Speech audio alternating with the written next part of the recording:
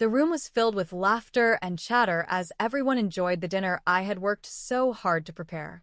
I took a bite of the dish my mother-in-law had personally handed me, thinking nothing of it. But within moments, something felt wrong. My throat began to tighten, and a fiery itch spread across my skin. I struggled to breathe, my hand gripping the edge of the table as panic set in. And then, what happened next was more terrifying than I could have ever imagined. Hello, my name is Alina, and I'm 29 years old. I work as a senior project manager for a well-known tech company in San Francisco. My career has always been a significant part of my identity. I'm driven, hardworking, and passionate about what I do. It wasn't an easy journey to reach this point. I spent years working overtime, pursuing certifications, and proving myself in a male-dominated industry. For as long as I can remember, I've been fiercely independent. My parents taught me to value education and hard work, and their support pushed me to dream big. Even after their passing a few years ago, their words remain my guiding light. It was at a tech seminar 3 years ago where I met Aaron. He was charming, intelligent, and shared my love for innovation. We bonded over coffee breaks and exchanged ideas about the industry. One thing led to another, and before long, we were inseparable. Aaron's warmth and humor felt like the perfect balance to my driven, ambitious nature. He made me believe in the possibility of having both a successful career and a loving relationship. Despite our differences, he worked in a family-owned business while I thrived in corporate life. We made it work. After a year of dating, he proposed, and I said yes, thinking I'd found my partner for life. Little did I know his mother, Margaret, had other plans. When Aaron and I announced our engagement, I was over the moon, but the reaction from his mother, Margaret, was far from joyful. Margaret was a traditional woman who believed a wife's primary role was to take care of her husband and household. She saw my career as a distraction, something that would keep me from fulfilling her expectations of an ideal wife. During our first meeting, Margaret greeted me with a stiff smile that barely reached her eyes. Her questions were pointed, almost interrogative. So, Alina, how do you plan to manage your job and take care of Aaron? A husband needs a wife who's present at home, she said, her tone laced with disapproval. I replied politely, I've always been able to balance my priorities, and I'll make sure Aaron and I build a partnership that works for both of us.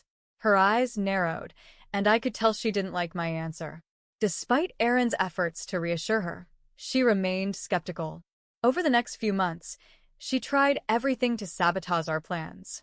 She insisted that Aaron could find someone better suited for him, someone who shared her traditional values. But Aaron stood firm. Mom, I love Alina and I'm marrying her. You don't have to agree, but I hope you can accept it, he said during one particularly heated conversation. Reluctantly, Margaret gave her blessing, but I knew it wasn't genuine.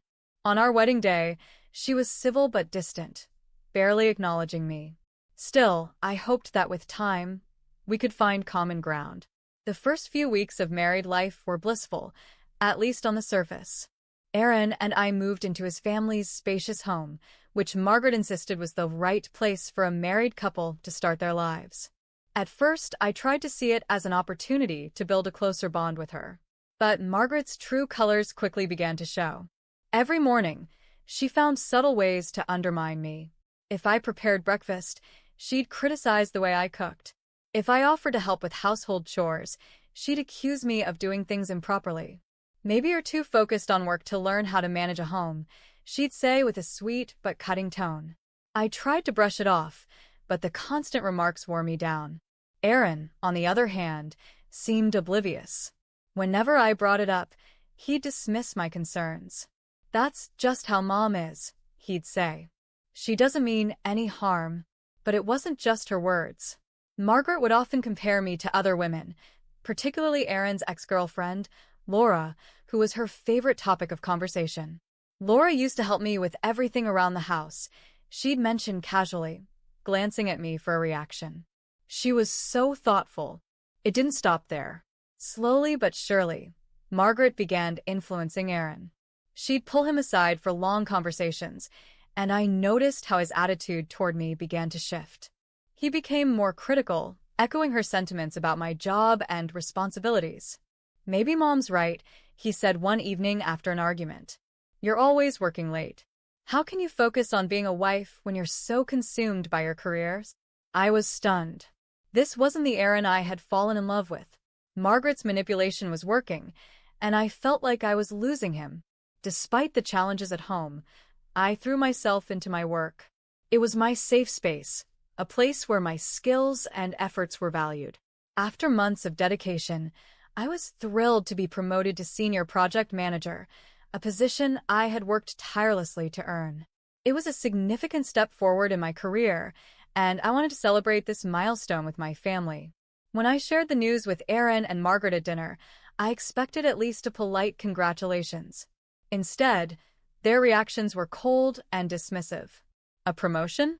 That's great, I suppose," Aaron said flatly, barely looking up from his plate. Margaret didn't even try to hide her disapproval. "Isn't this going to mean even longer hours? Aaron needs a wife who can prioritize her family." I couldn't believe what I was hearing. "This is important to me," I said firmly. "I've worked hard for this, and I'm proud of what I've accomplished." Margaret's lips tightened into a thin line. "Accomplishments don't make a home, Alina. A wife's priority should be her husband, not her job." Aaron nodded in agreement. "Maybe it's time you consider scaling back. You don't need to work so much."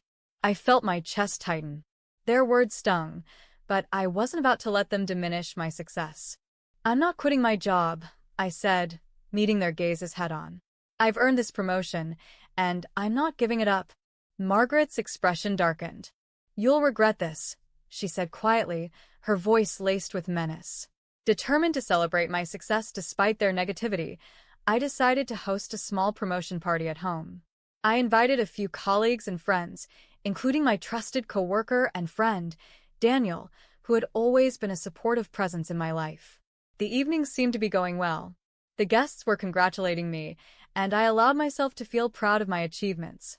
But in the background, Margaret and Aaron were huddled together, whispering and exchanging glances.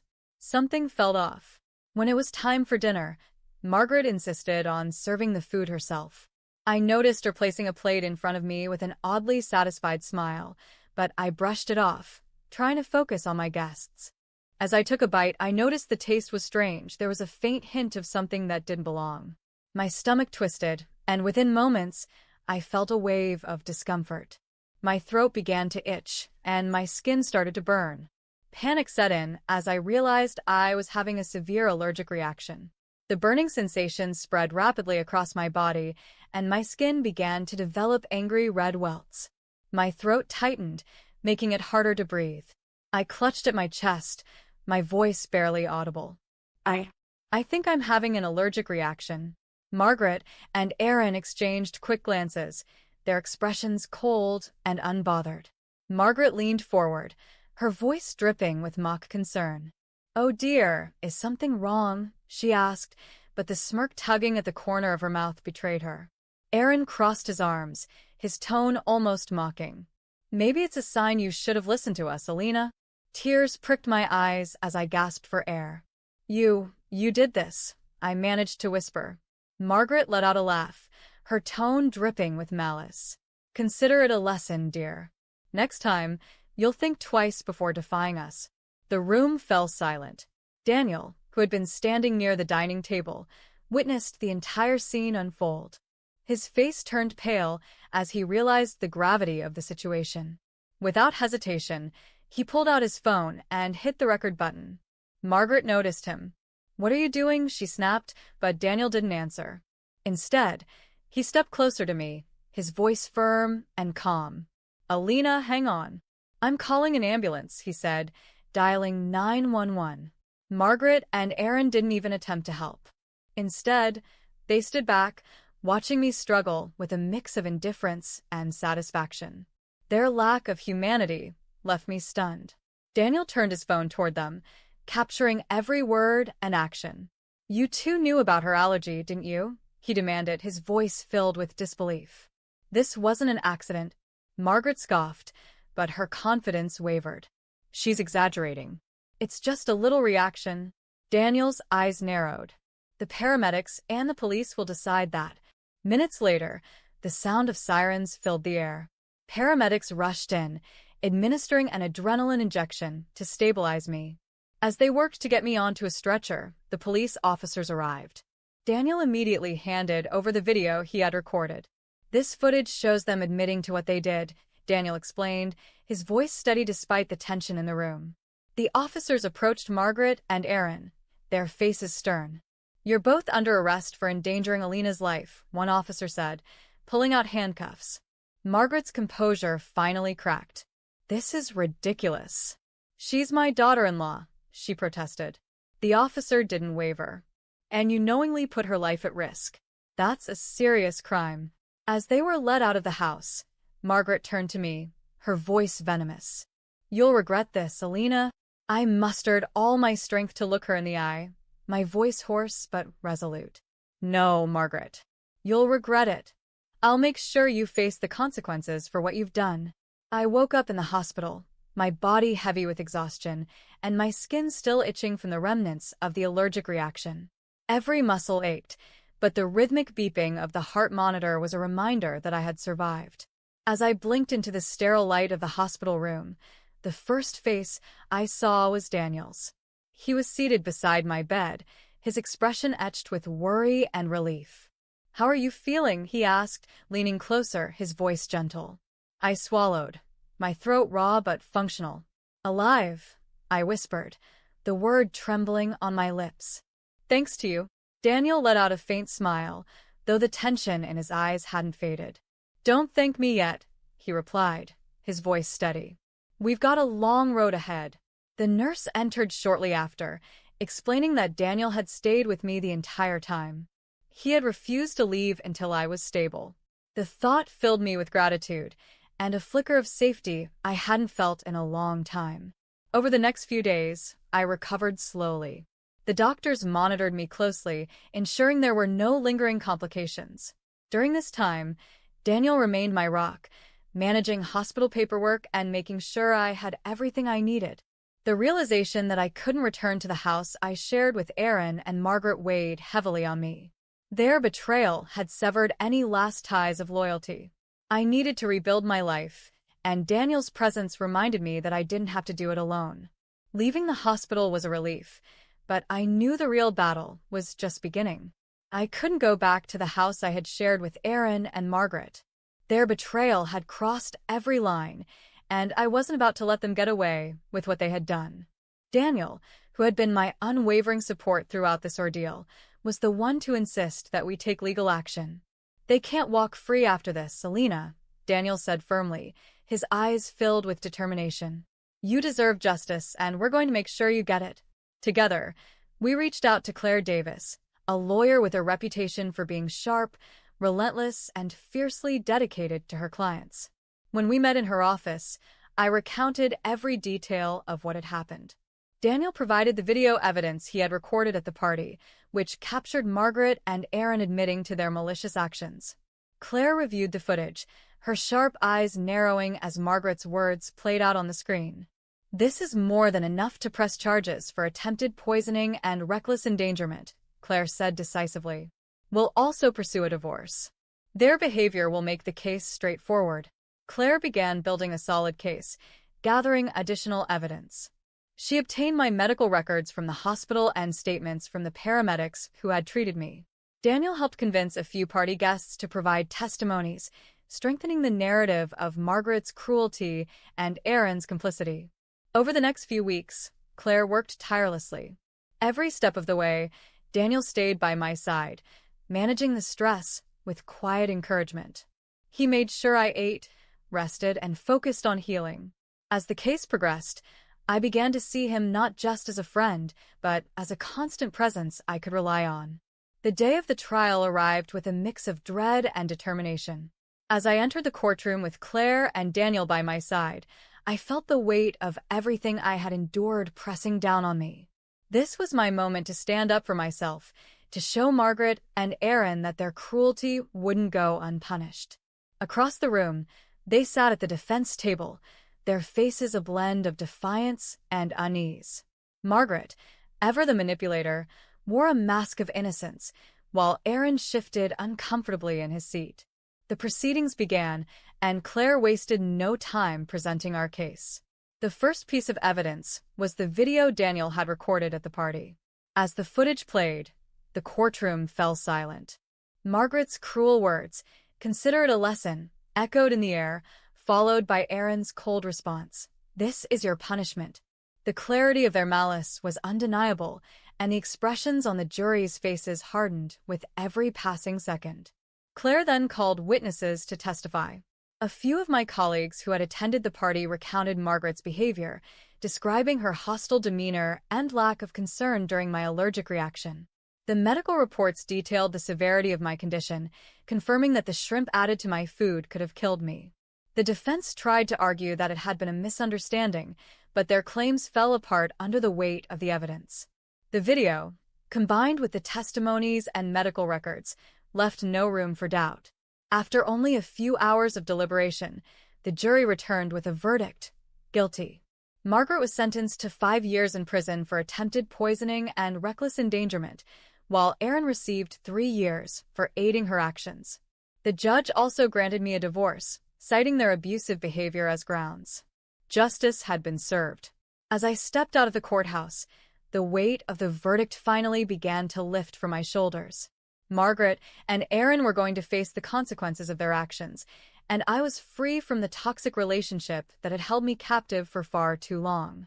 The crisp air outside felt like a breath of fresh life.